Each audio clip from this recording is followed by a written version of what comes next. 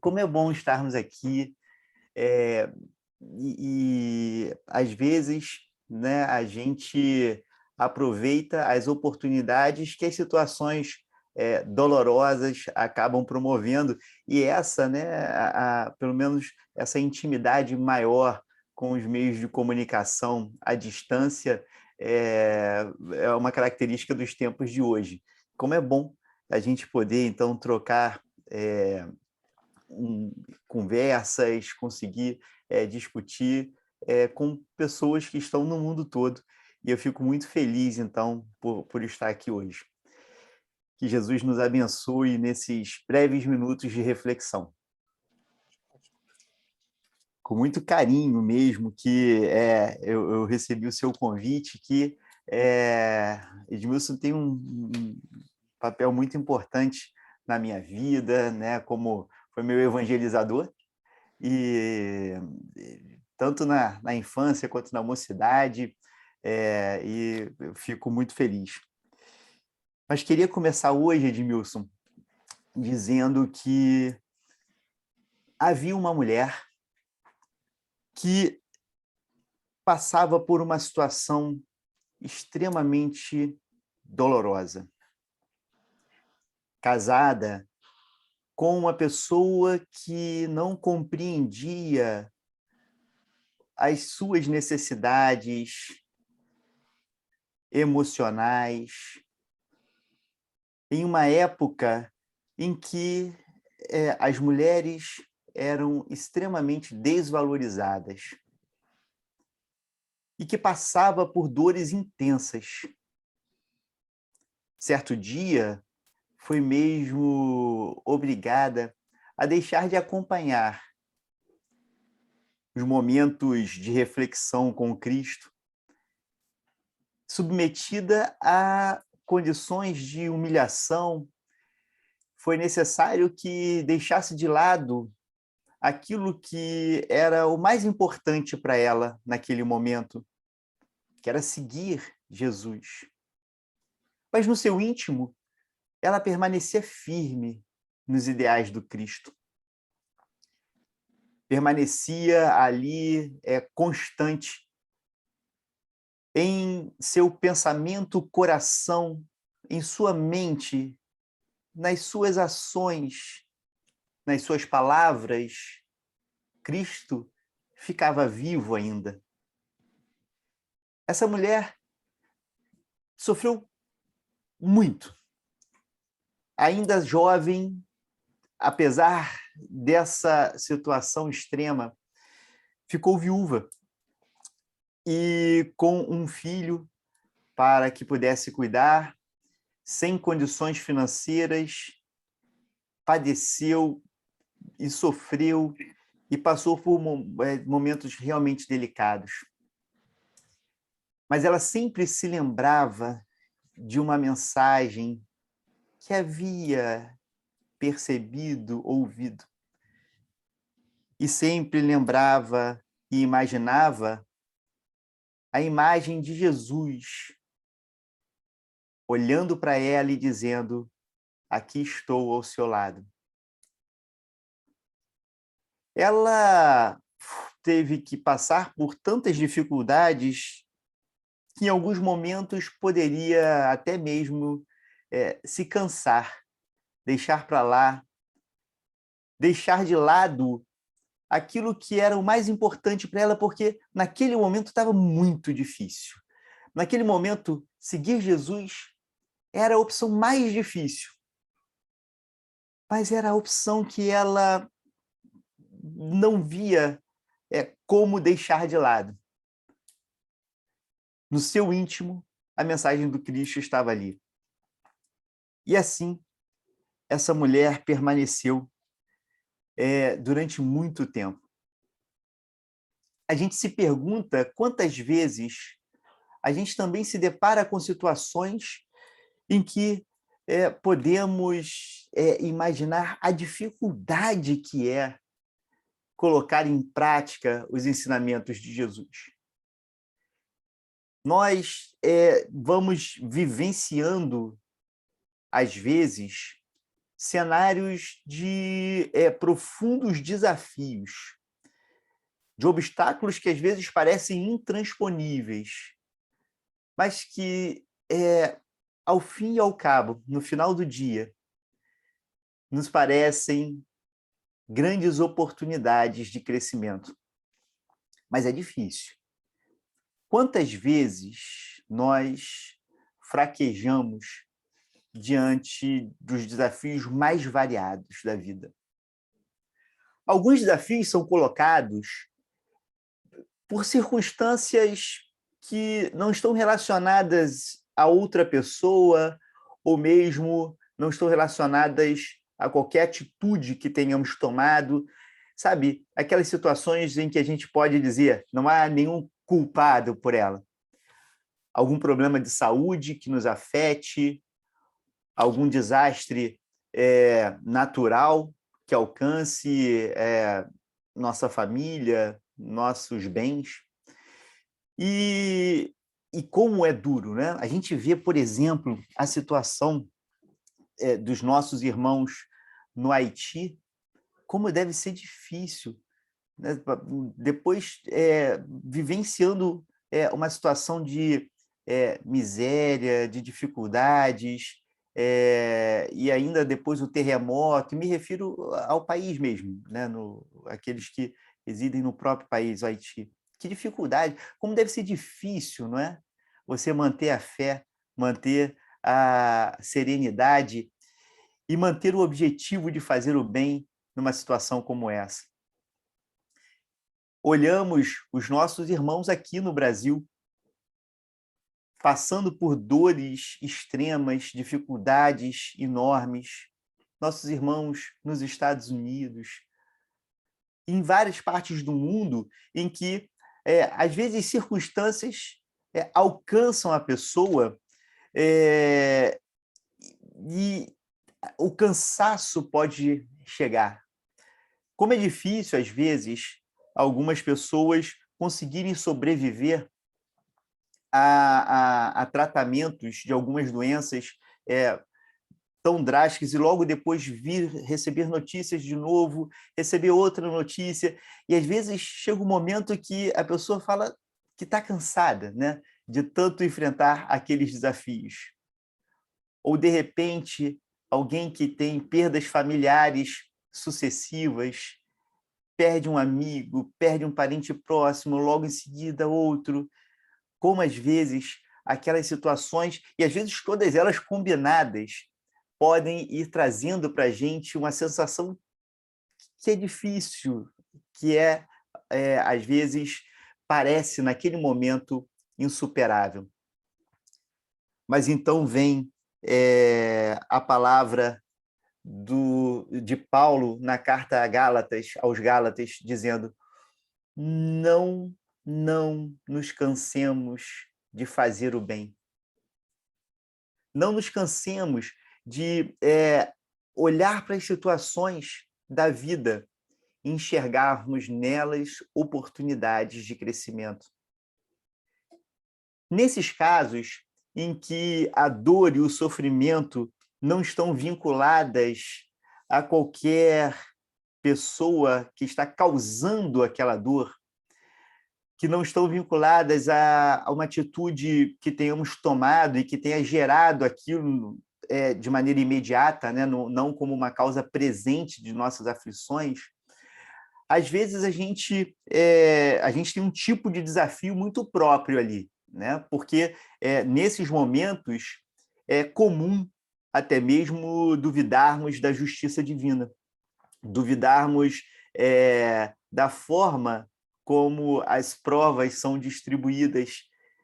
Mas é muito interessante a gente perceber que se a gente faz um mergulho íntimo, a gente consegue identificar naquelas oportunidades uma perfeita manifestação da justiça de Deus. Seja porque nós temos, e aí a doutrina espírita vai trabalhar isso com uma clareza solar, seja porque temos entre as causas de nossas aflições, também causas que residem no passado, as causas pretéritas das nossas aflições, e podemos estar colhendo hoje o que semeamos no passado. Mas também, porque vamos percebendo que tudo aquilo que acontece é algo que pode gerar um efeito positivo em nossas vidas. Esse é um ponto muito interessante, porque não existe um momento de apenas semear e um momento de apenas colher. A semeadura e a colheita vão acontecendo simultaneamente. À medida em que nós estamos colhendo hoje, nós já estamos semeando amanhã. A colheita de hoje é a semeadura do amanhã. Então, nós não estamos apenas respondendo por erros do passado. Nós estamos também cultivando o nosso futuro. E quando a gente olha para as provas, para as situações desse modo, a gente percebe que, olha, estou passando por uma situação extremamente difícil hoje. Por um lado, existe justiça nisso, porque se eu estou passando por essa situação, eu tenho algo que possivelmente tenho que ajustar em mim, mas, simultaneamente, eu estou tendo a oportunidade de construir um futuro melhor. E aí a importância de olharmos para a dor, de olharmos para essas situações desafiadoras da vida como algo positivo, porque a dor não é garantia da boa colheita futura. A dor é uma oportunidade. A forma como nos colocamos diante da dor, a forma como nos colocamos diante das situações que nos desafiam hoje é que vão determinar o nosso amanhã. E se a gente está passando por essas dores, por essas dificuldades, tenhamos a certeza, não nos cansemos. Vamos buscar forças, energias em todos os instrumentos que a espiritualidade nos oferece, que o Evangelho de Jesus nos oferta. Eles estão ali. Tenhamos a certeza absoluta disso. Mas, às vezes, esses desafios de colocarmos em prática o Evangelho de Jesus, de colocarmos em prática as lições da doutrina espírita, não estão relacionadas a essas causas que não conseguimos identificar um responsável. Aí, muitas vezes, podemos olhar para as situações que nos provocam e perceber que elas têm uma causa em uma outra pessoa. Há um grupo de situações que nos desafiam, que nos provam, que estão relacionadas ao comportamento de terceiros, que eventualmente nos magoam, que agem de alguma forma que nos causa dano, seja ele de natureza emocional, moral, às vezes afetando questões mais imediatas mesmo. Quantas vezes a conduta de uma outra pessoa nos causa dor, nos causa desafios realmente enormes, e muitas vezes não são de pessoas distantes. Algumas vezes, sim. Algumas vezes, as ações, as palavras, as atitudes de pessoas distantes são capazes de nos afetar de maneira bastante impactante. Outras vezes, essas ações, ou às vezes omissões, essas palavras, ou às vezes o silêncio de pessoas próximas, nos geram essas dificuldades, nos geram essa dor, esses desafios. E também aí, a vontade de desistir é grande.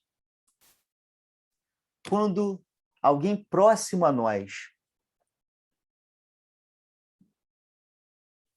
age de tal forma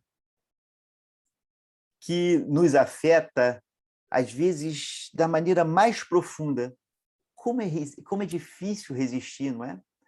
Como é difícil resistir e controlar a ira, controlar a raiva. Às vezes, como é difícil controlar a dor diante dessas situações.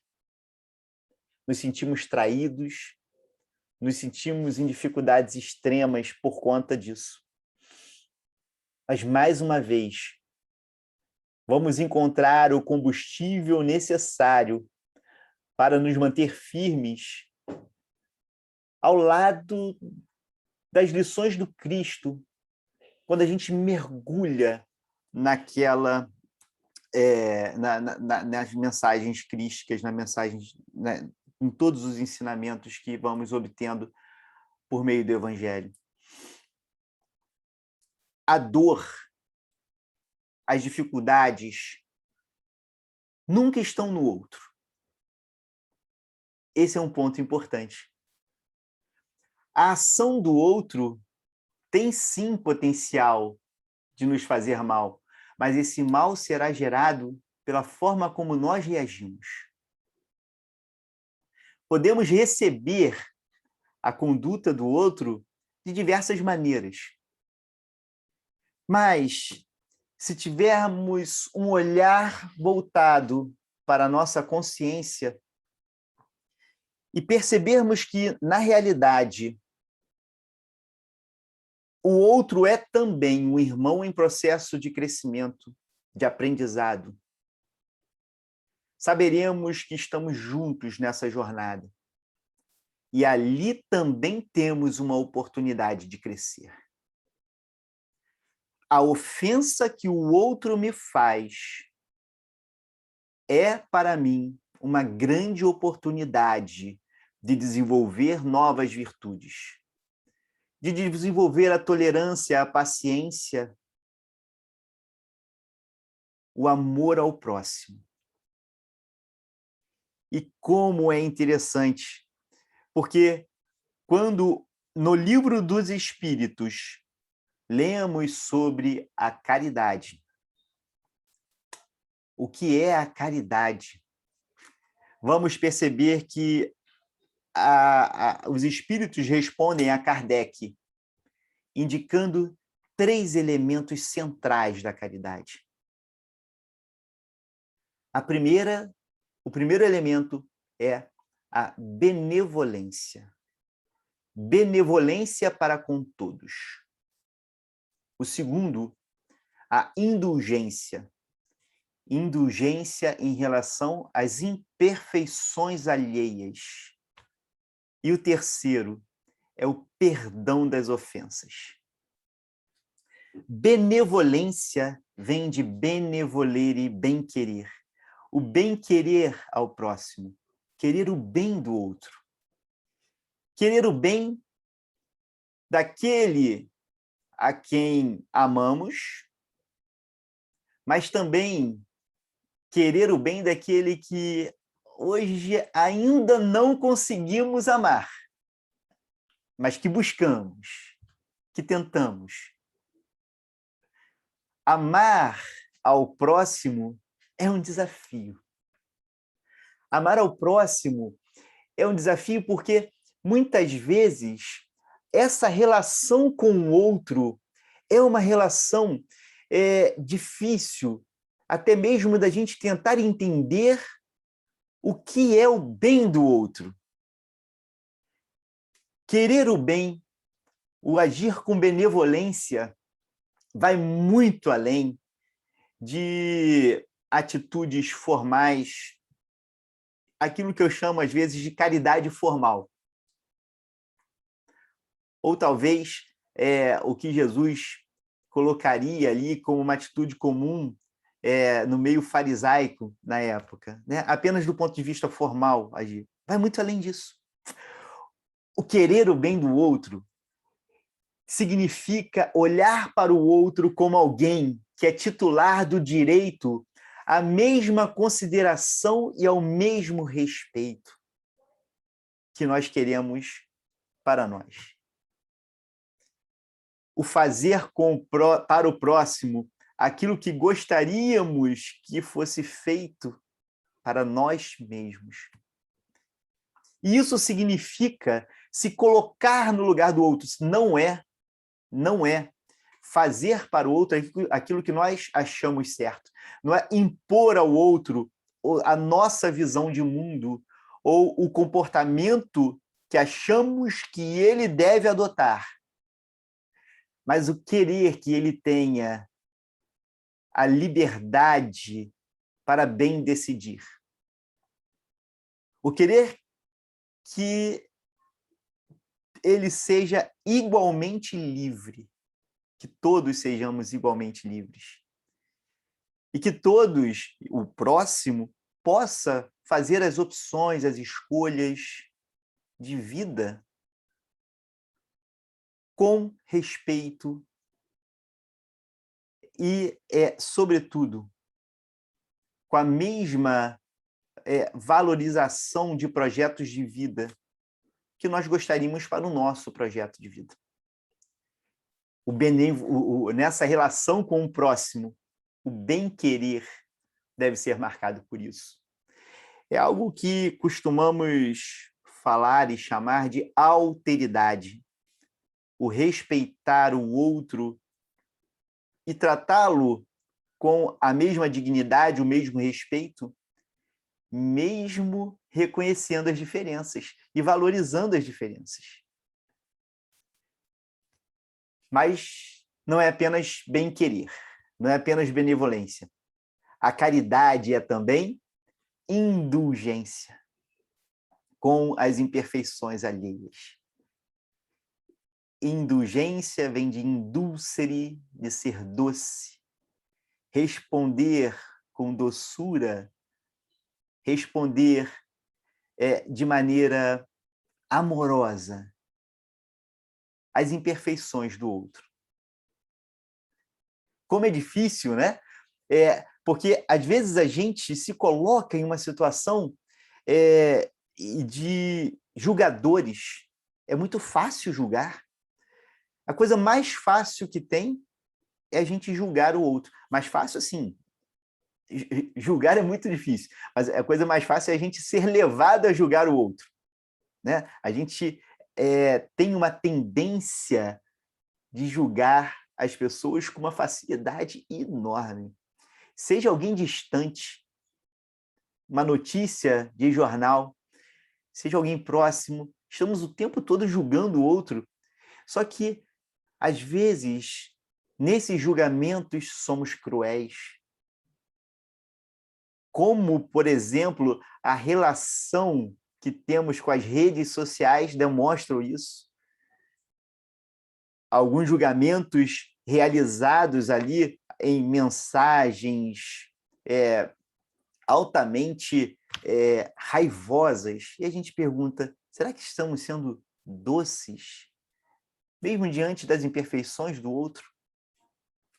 Há uma história deliciosa de Chico Xavier sobre isso. Certa vez, um grupo de senhoras estava conversando com Chico Xavier, falando de uma outra senhora que não estava ali presente, mas que integrava o grupo, e falavam, olha, a fulana é muito levada, ela faz isso, ela faz aquilo, e começaram a dizer várias coisas, uma lista de coisas que ela fazia, e o Chico Xavier sorrindo docemente. Fala, olha, mas ela faz isso, ela faz aquilo, e ele sorrindo, sorrindo, sorrindo. Ela era realmente uma senhora bem levada, e fazia aquilo, tal, mas ele sorrindo. Aí uma perdeu a paciência com o Chico Xavier e disse, Chico, não é possível, a gente está dizendo aqui tanta coisa grave e você está rindo. Sabe por quê, minhas irmãs? Vocês estão me dizendo o que ela faz hoje. E aqui estão me mostrando o que ela fazia no passado. Como ela melhorou. Como ela melhorou. Né? E às vezes nós estamos ali julgando e não percebemos o esforço que aquela pessoa está fazendo para conseguir agir daquele modo, que talvez ela estivesse agindo de um modo que afrontasse ainda mais, mas ela está conseguindo se controlar, está conseguindo agir, está fazendo um esforço enorme, e ao invés de encontrar apoio, encontra julgamento. Olha como é difícil. Como é difícil para aquela pessoa não se cansar de fazer o bem, quando ela encontra apenas julgamentos e não doçura na nossa relação. Então, agir com o outro, diante das imperfeições do outro, e reconhecer que cada um está fazendo aquilo que é possível hoje, dentro das suas possibilidades. A gente não consegue saber se ele poderia fazer mais ou menos, então cabe a gente apoiar, ajudar e não julgar. Mas além da indulgência, temos também o perdão das ofensas. Perdonare, dar além, ir além. Se alguém nos magoa, se alguém traz para nós algum tipo de atitude capaz de afetar o nosso comportamento, a nossa família, a nossa vida, que olhemos para essa pessoa com a responsabilidade cristã, na certeza de que a cada um é dada a oportunidade de crescer da forma que ela tem condição de superar. E se aquela prova está chegando para a gente por meio daquela pessoa, recebamos a prova, mas não condenemos a pessoa. Jesus nos fala de maneira clara sobre isso. Se alguém te bater numa face, em resposta, ofereça outra. Se alguém te faz um mal, oferece em resposta a outra face. A outra face do mal é o bem. Responda o mal com o bem. Não é fácil. Quando recebemos uma ofensa, conseguirmos responder com o bem. Não é fácil. Mas Paulo já alertava aos Gálatas: não nos cansemos de fazer o bem. E o perdão é uma das formas de manifestação desse bem. O perdão é uma das formas de manifestação do bem. Mas eu queria ainda trazer aqui um terceiro grupo de situações, porque falamos no primeiro grupo as dificuldades que temos, às vezes, de insistir no bem quando os desafios da vida nos provocam. Falamos ainda das dificuldades que temos de insistir no bem quando esses desafios vêm por meio de alguma outra pessoa. E como é difícil a gente não responder o mal com o mal. Como é difícil a gente responder com o bem o mal que nos é feito. Mas agora eu queria trazer também uma terceira situação, que talvez seja a mais devastadora, a mais desafiadora, que é aquela em que o desafio para nos mantermos no bem vem de nós mesmos. Quantas vezes caímos ao longo de uma encarnação? Diversas.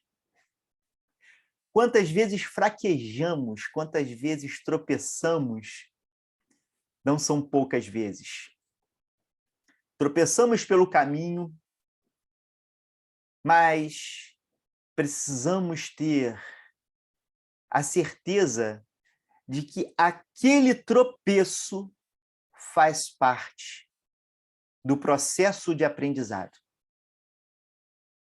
Se erramos, se agimos de uma forma com a qual não concordamos e da qual nos arrependemos, que aquilo sirva de combustível para seguirmos em frente e não como elemento para que nos afastemos da proposta do Cristo.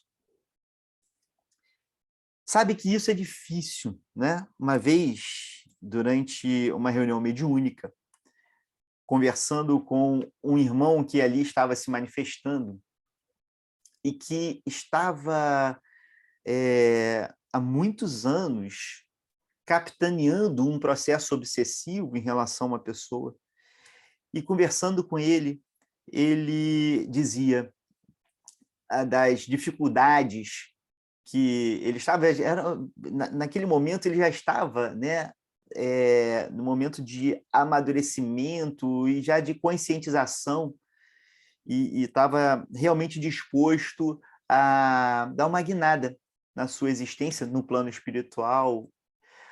Mas uma das coisas que estava mais difícil dele trabalhar emocionalmente, que aquele irmão desencarnado, na comunicação mediúnica, estava tendo dificuldade, foram tantos anos dedicados ao mal, tanto tempo que eu gastei querendo o mal de uma pessoa, de um grupo de pessoas. Como é que agora eu vou deixar isso de lado? Como é que agora eu vou conseguir? Não tem mais jeito, não tem mais oportunidade. E a inspiração que os amigos espirituais nos deram era que falar para ele que não há, para Deus não há tempo, para Deus há apenas amor. Para Deus não há tempo, há apenas amor. Não interessa há quanto tempo estamos insistindo em um determinado comportamento. O amor é a resposta para tudo. O amor cobre a multidão de pecados. Não nos deixemos desanimar pelos equívocos que cometemos no passado. Vamos vislumbrar o futuro e perseguir o melhor que a gente possa dar agora. Ainda tropeçaremos, tenhamos consciência disso. E é salutar que consigamos olhar para esses tropeços, para os nossos erros e dizer: não queria ter errado, vou fazer o máximo para não errar mais. Isso se chama arrependimento, que é salutar. Mas que a gente não mergulhe no processo de culpa, que é castradora, congelante, e que elimina as nossas forças para reagir. E que nos faz desanimar, cansar de fazer o bem. A culpa é uma desconfiança na justiça divina. Porque estamos nos punindo pela falha que cometemos. Entreguemos a Deus os ajustes que são necessários. Assim como não devemos buscar punir o próximo, também não devemos buscar punir a nós mesmos. Não é a punição. O que importa é o aprendizado. O que importa é olharmos para as situações e falarmos: eu errei aqui, tropecei, não queria, mas vamos em frente. Eu sei que isso é difícil. Eu sei que muitas vezes algumas ações que cometemos, alguns pensamentos que temos, algumas palavras que proferimos, ficam ecoando em nossas mentes nesse processo de culpa. A ponto de, muitas vezes, voltarmos a sentir a sensação física mesmo daquele momento. Mas tenhamos a consciência que erramos em um processo de aprendizado em que o erro faz parte. E que, portanto, o que interessa não é o que passou, mas o que está por vir. O hoje e o que está por vir. Se cometemos esse erro, deixamos cair algumas sementes ruins pelo caminho, é verdade. Mas vamos responder agora, colhendo essas sementes, mas já semeando as novas. A colheita e a semeadura são simultâneas. Gandhi tem uma frase que acho genial. Aliás, tem muitas frases que acho genial, mas tem uma que fala profundamente sobre isso e que ele diz o seguinte, acreditando na reencarnação, né, ainda que com uma lógica diferente que a nossa na doutrina espírita, mas Gandhi tem uma frase que ele fala assim: o sucesso de uma encarnação, o máximo de esforço é o máximo de sucesso em uma encarnação. Olha que coisa inteligente e fantástica. O máximo de esforço é o máximo de sucesso em uma encarnação. Então, ele não está medindo o sucesso da encarnação pelas realizações que você pode olhar e ver e comparar uma com a outra. Não é isso. Ele está falando o seguinte, olha, se você deu o seu melhor, é isso que interessa. Porque pode ser que o seu melhor hoje ainda não seja possível passar sem qualquer tipo de erro, e possivelmente não é, né? Mas se você fez o seu melhor, se esforçou na medida máxima que você podia, esse que interessa. E isso casa com a definição que Kardec dá para o verdadeiro espírita, porque Kardec diz que o verdadeiro espírita é aquele que se esforça para domar as más tendências. Ele não diz que o verdadeiro espírita é aquele que doma as más tendências, é aquele que se esforça para domar as más tendências, ou seja, aquele que faz o máximo que ele pode. Nós não temos hoje ainda condição de dominar todas as más tendências, não temos condição ainda de agir de uma maneira capaz de nos conduzir a uma perfeição nesta encarnação.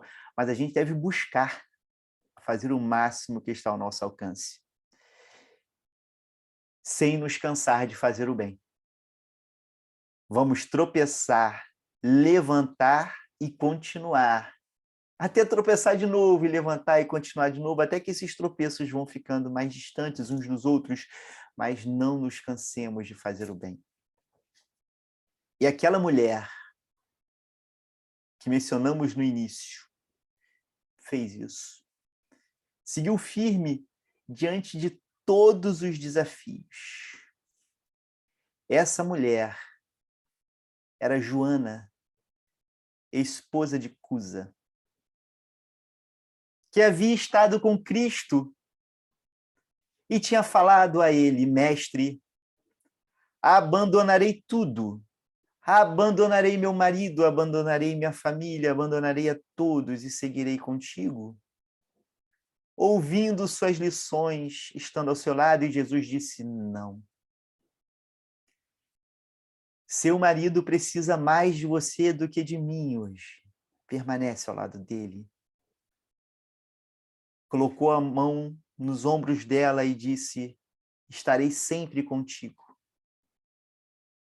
Ela permaneceu ao lado do marido após a desencarnação dele, permaneceu ao lado do filho o tempo todo, padecendo muito. E décadas depois, ela estava no centro do circo romano, presa a um poste, ao lado do filho, que também estava preso a outro poste. Embaixo dos postes, as fogueiras montadas. O povo gritando, estimulando aquele momento de dor. E os guardas romanos se aproximaram e disseram: abjura, abjura, abjura que te soltaremos e soltaremos seu filho. E começaram a bater nela e ela firme. Começaram a bater em seu filho. E ele chorou e pediu: mãe, por favor, abjure. Imagine a dor dessa mãe. O filho pedindo: mãe, por favor, abjura, salve-nos, salve-nos. Aquelas palavras calaram fundo em Joana. As lágrimas desceram, mas ela lembrou de Jesus nesse momento. Repreendeu o filho e disse: cala-te. Se Jesus morreu por nós, nós também estaremos aqui, dando o nosso testemunho. Nesse momento, as fogueiras são acesas e os guardas, em um momento final de crueldade, ainda a provocam dizendo: mulher, foi só isso que o seu mestre Nazareno lhe ensinou? Ele só te ensinou a morrer? E ela dirigiu o olhar diretamente aos olhos daquele soldado e com doçura disse: não, ele também me ensinou a te amar. E nesse momento, ela sentiu em seus ombros a mão do mestre que ali estava para recebê-la no plano espiritual. E disse: Joana, desculpe. Sempre estive ao seu lado. Sempre estive ao seu lado. Que o exemplo de Joana nos sirva de inspiração para que nunca nos cansemos de fazer o bem.